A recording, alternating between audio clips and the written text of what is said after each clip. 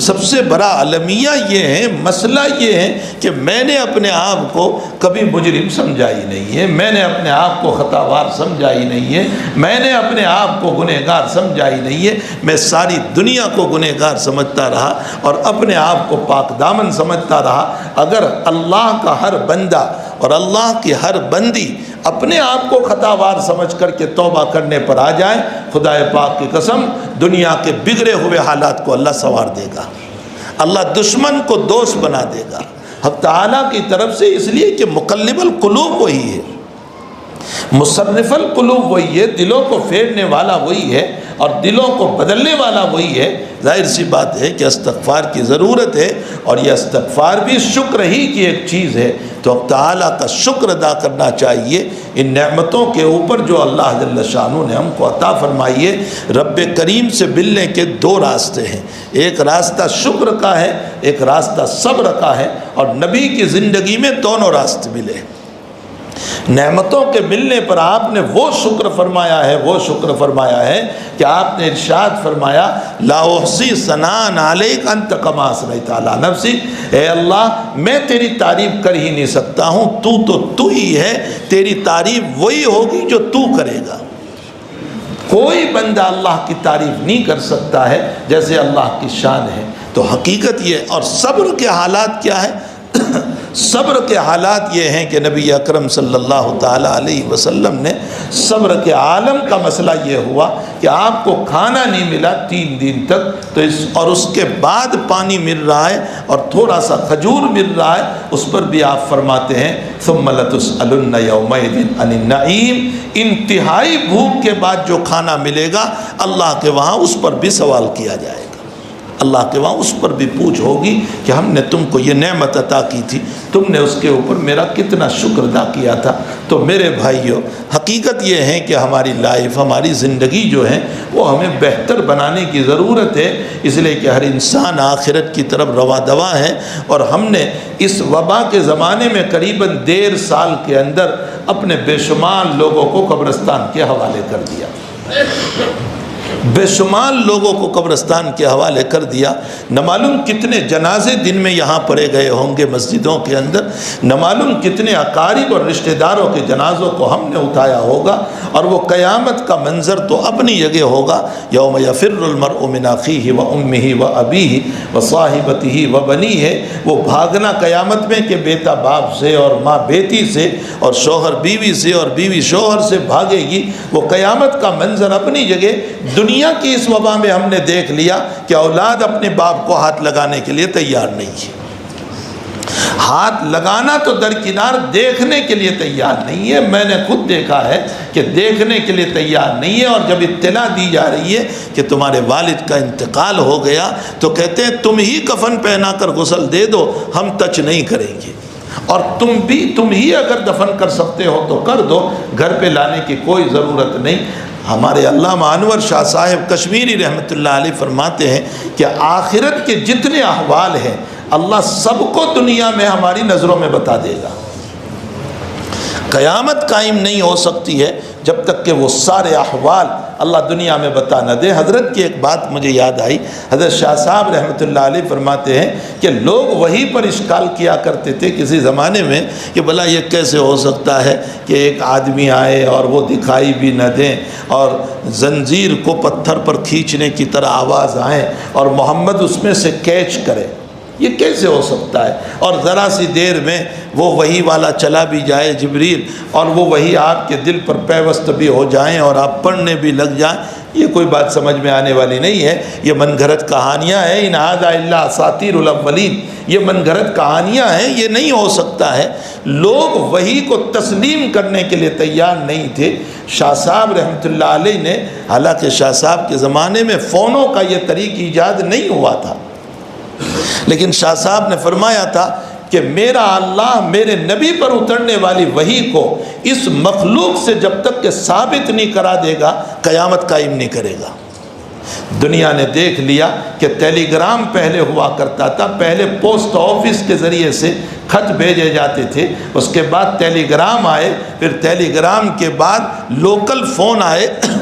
اور local phone کے بعد پھر موبائل آیا، اور پھر موبائل کے اندر ترقی ہوئی، تو وہ ترقی ہوئی کہ انسان ایک وقت میں یہاں بیٹھ کر دیکھ بھی سکتا ہے، سن بھی سکتا ہے، بات بھی کر رہا ہے، اور بالکل لائیو چل رہا ہے، اور جو ہے ایسا لگ رہا ہے کہ یہیں بیٹھ کر ہم باتیں کر رہے ہیں۔ تو وہی کا مسئلہ بھی تو یہی ہوا۔ حق تعالیٰ جل شانہ نے فون کے ذریعے سے، مخلوق کے ذریعے سے ثابت کرا دیا کہ مخلوق ہو کر جب آنن فانن اسی سیکنڈ میں یہاں سے بیٹھ کر امریکہ بات بھی کر لیتا ہے اور دیکھ بھی لیتا ہے، تو میرا جبریل محمد الرسول اللہ پر آ جائے اور آنن فانن وہی دے دے، تو اس پر کیا اشکال ہو سکتا ہے؟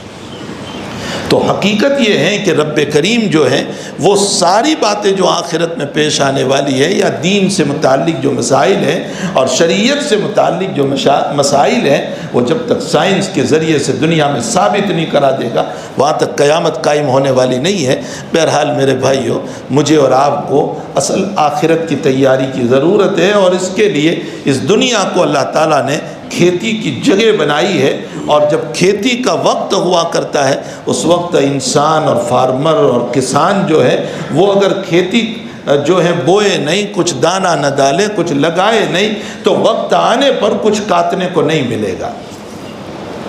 دامن خالی ہوگا۔ ٹھیک اسی طرح موت کے موقع پر اگر ہم کچھ کاٹنا چاہیں گے تو کچھ بھی نہیں ملے گا۔ جب ہم نے کچھ بویا ہی نہیں ہے تو کیا کاٹیں گے؟ ربیع ابن خیثم رحمۃ اللہ تعالیٰ علیہ کے باب میں لکھا ہے، وہ فرمایا کرتے تھے اپنی ذات کو خطاب کر کے، ربیع رات کے اندر اٹھ کر کے اپنے رب کے دیے ہوئے کھیت میں کچھ رکعتوں سے دانے ڈال دے تاکہ قیامت میں اس کو کاٹ کر کے جنت میں لے جائے۔ یعنی رات کی تہجد کے اندر تو کچھ دانے ڈال دے تاکہ قیامت کے اندر لے جائے جنت کے اندر۔ اور میرے بھائیوں، کبھی کبھی ہمارا نفس جو ہے نا وہ انتہائی شرارتی ہے، بڑا شریر ہے یہ نفس، اور دوستی پھر اس کی صحبت جو ہے وہ مردود ابلیس سے ہیں، شیطان سے ہے، اس لیے وہ اس کا پیر ہے۔ ہمارے نفس کا پیر جو ہے نا وہ شیطان ہے، وہ ابلیس ہے، اور وہ ہمارے نفس کو بگاڑتا رہتا ہے، اور جو ہے نہ کرنے کی باتوں پر ہمیں ترغیب دیتا رہتا ہے۔ اس لیے ابلیس کی تعلیمات، اور یہ عجیب و غریب، میں نے ابھی کسی بیان میں سنایا تھا کہ سید الطائفہ جنید بغدادی رحمۃ اللہ تعالیٰ علیہ کے سامنے انسانی شکل میں ایک آدمی آیا، پوچھا بھائی کون ہو تم؟ کہا وہی ہوں جس پر تم لا حول پڑھتے ہو۔ کہا اچھا تم مل گئے تو اچھا ہوا، مجھے تجھ سے سوال ہے۔ کہا سوال کیا؟ کہا سوال یہ ہے کہ اللہ کا ایک حکم تھا آدم کو سجدہ کر لے، بس اتنا ہی تو تجھے کرنا تھا، جب ملائکہ نے سجدہ کر لیا تو تو نے کیوں سجدہ نہیں کیا؟ اب جواب دیکھیں، جنید بغدادی کے پاؤں بھی ہل گئے اس کی بات پر۔ اس نے کیا جواب دیا؟ اس نے کہا اچھا جنید، میں تم سے ایک سوال کرتا ہوں کہ اگر خالق موجود ہو تو خالق اور رب کے ہوتے ہوئے مخلوق کو سجدہ کروں، کیا تم برداشت کر سکتے ہو؟ جواب تو سنیں اس کا، کیا کہہ رہا ہے کہ خالق اور رب موجود ہے، اور رب کے ہوتے ہوئے میں جو ہے مخلوق کو سجدہ کروں، یہ کیسے ہو سکتا ہے؟ جنید کہتے ہیں کہ میرے دل پر بھی یہ بات آ گئی کہ واقعتاً اس کی دلیل تو بڑی مضبوط ہے کہ اللہ کے ہوتے ہوئے مخلوق کو سجدہ کیسے ہو سکتا ہے؟ اللہ موجود ہے وہاں پر اور میں مخلوق کو سجدہ کروں۔ فرمایا جیسے ہی اس کی بات پر مجھے کچھ یقین آیا، میرا ایمان نکلنے لگا، میرا ایمان سلب ہونے لگا، میرے اوپر کپ کپی طاری ہونے لگی۔ اگر اللہ میری یاری نہ کرتا، میری مدد نہ کرتا، مجھے الہام کی شکل نہ دیتا، تو خطرہ تھا کہ میرا ایمان نہ چلا جاتا۔ رب کریم نے میری مدد کی اور میں نے اس کو جواب دیا کہ حکم رب کو ماننا یہ رب ہی کو ماننا تھا، اللہ کے حکم کو ماننا یہ اللہ ہی کو ماننا تھا۔ اگر تو حکم مان لیتا تو یہ اللہ کے سامنے سجدہ ہو جاتا، جیسے میں اور آپ ہم کعبۃ اللہ کو سجدہ جو کر رہے ہیں وہ کعبہ کو سجدہ نہیں کر رہے ہیں، حکم رب پر اس پہلو پر سجدہ کر رہے ہیں، سجدہ تو ہمارا اللہ کو ہو رہا ہے، تو ہم تو حکم رب پر سجدہ کر رہے ہیں اور یہ اللہ ہی کو سجدہ کرنا ہوا، اللہ ہی کو ماننا ہوا۔ تو یہ جو دلائل لاتا ہے نا ابلیس، اور ہمارے نفس کو جب وہ دلائل دیتا ہے تو ان دلائل کے چکر میں ہم ایسے پھنس جاتے ہیں کہ جس کی بنیاد پر کبھی ایمانی مسائل پیدا ہو جاتے ہیں۔ ایسے وقت میں ہمیں اس مردود سے بچنے کے لیے اور اپنے نفس کے تحفظ کے لیے ہمیں رجوع اللہ کرنا چاہیے۔ اس لیے نعمتوں میں شکر اور مصائب میں صبر، نعمتوں میں اللہ کا شکر ادا کیا جائے اور مصائب میں صبر کیا جائے، مصائب میں جو ہے شکوہ شکایت نہ ہو۔